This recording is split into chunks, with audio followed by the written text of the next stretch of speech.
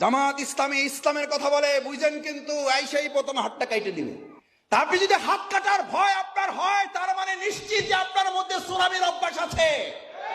সোরামির অভ্যাস, নেশাখোরের অভ্যাস, ধর্ষণ করার অভ্যাস আপনার মধ্যে আছে বলে আপনি ইসলামকে ভয় পান।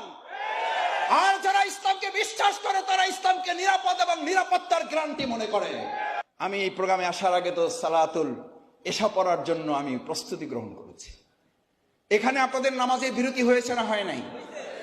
হয়েছে। কেন? আমাদের আল্লাহর হক আছে, মানুষের হক আছে, আপনাদের হক আছে। এই হক 6:30 থেকে শুরু হয়েছে। এখানে যদি আল্লাহর হক এই প্রোগ্রামের বাসী, এই প্রোগ্রামের কর্তৃপক্ষ ম্যানেজ না করে, এই ব্যাপারে সচেতন না থাকে, আমি আপনাদের কাছে একটা কথা জিজ্ঞেস করতে চাই ভাইয়েরা, পরিষ্কার বোঝেন, এটার জন্য কোনো মাস্টার ডিগ্রি করা লাগবে না, এটার জন্য মুহাদ্দিস মুফতি হতে হবে না।